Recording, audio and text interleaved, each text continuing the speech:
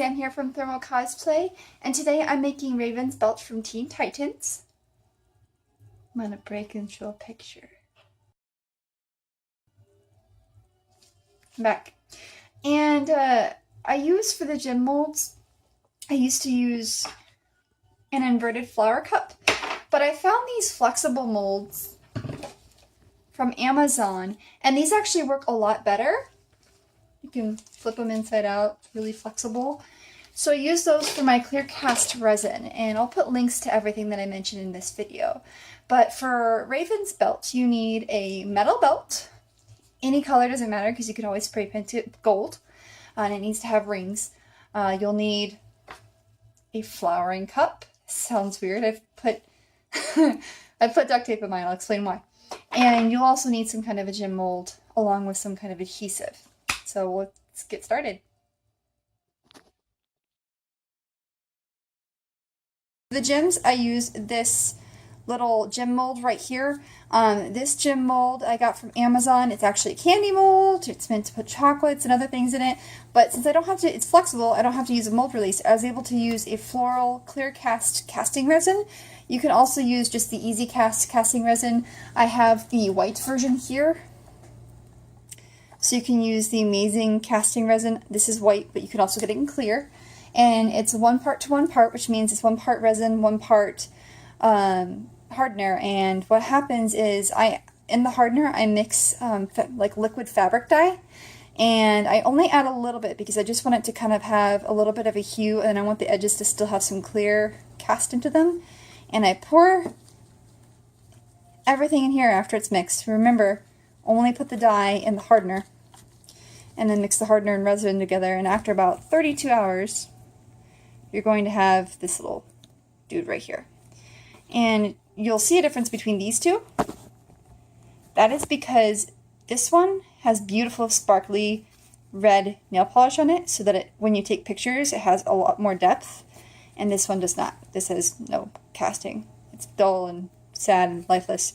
You can always add dye to it, or what you can do is you can do what I did with this gem, where it is a clear gem, and on the back of it I painted nail polish. So it really depends. For Raven, hers aren't as see-through, and so I decided to go with a heavier gem and then have sparkles for great refraction.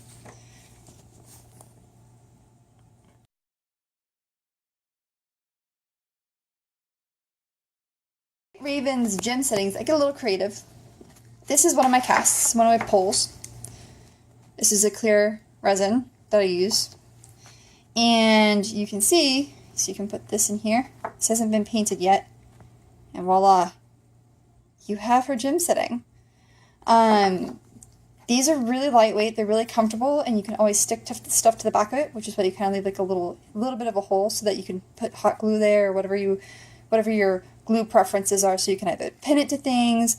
When I cast it for the belt, I don't actually put it in the flower, well, I still put it in the flower cup, but I take the belt and I actually dip it into the resin while it's setting. So I'll show you guys that later. But these are what I use. They're flowering cups, and they have holes in them because you're meant to use them for practicing frosting. So I seal those up with duct tape, and then I pour my resin into this side here. Cups I was talking to you about. So I'm going to take my hardener and my resin, and it's a 1-to-1 part. I do 1 tablespoon of each, so 2 tablespoons into the back of this. Now I'm going to tell you, after pouring this, let it set and turn completely white, but while it's heating up, start loosely, like squeezing the sides so that it loosens up and it doesn't actually adhere to the flowering cup. These are waxed, so it shouldn't stick to it, but stronger resins will, which is why I suggest being careful how you do that. Alright, so I have this little cup that comes with the resin, and I'm going to do a tablespoon of each.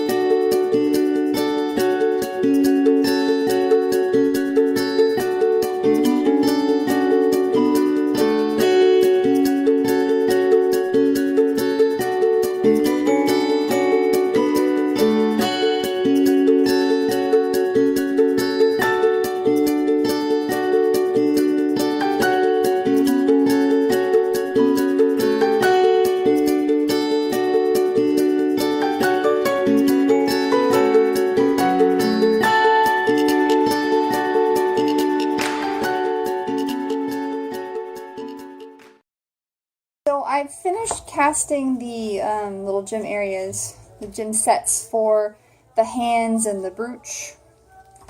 Show you what this one looks like because it's fully hardened. So, you know, imagine there's a cape.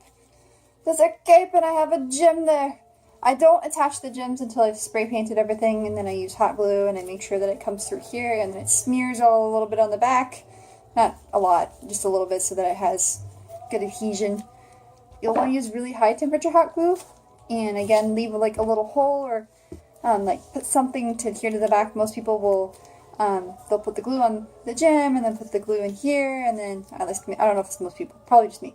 And then whatever pen or magnet or whatever I stick back here to hide this area. And also, again, there's more for it to grab onto. It's got 3 layers it's grabbing onto. So, with my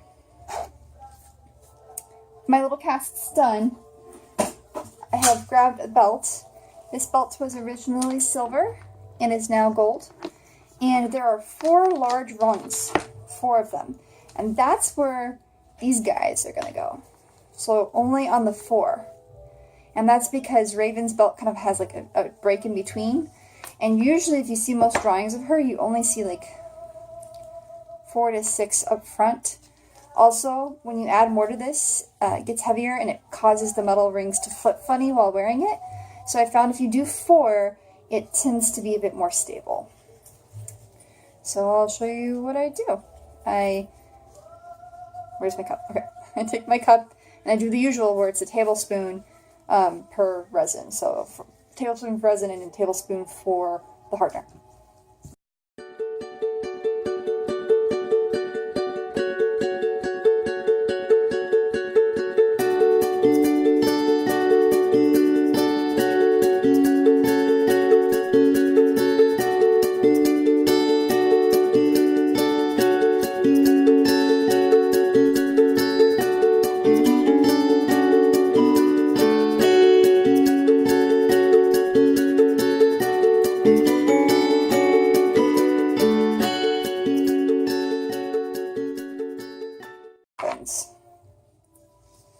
So I told you that I take this and I attach it.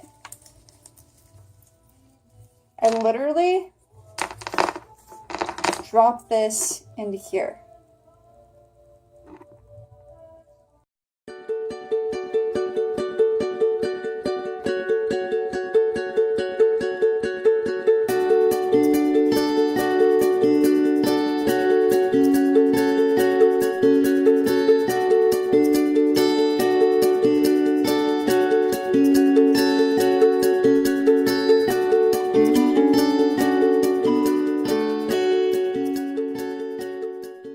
So here's after, 2 castings.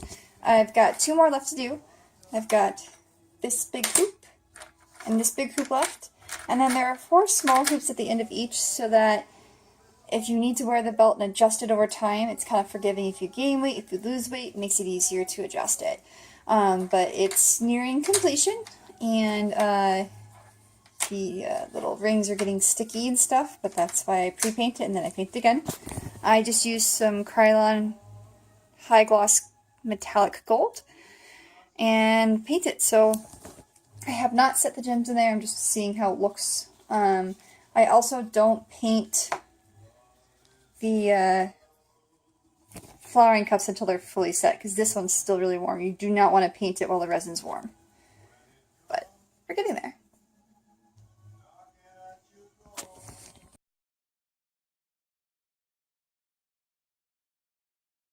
And so I finished casting everything and I've glued all the gems onto this.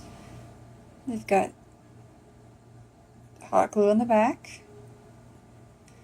And then I can show you, if I turn this one over, that I actually secured one of these loops inside here. It's the same thing with all of these. And put this on the mannequin so if you can see. Okay, here it is. Make your own Raven belt. Actually pretty happy with how this turned out. It looks really cool. And it sits really awesome from the front, so There we go.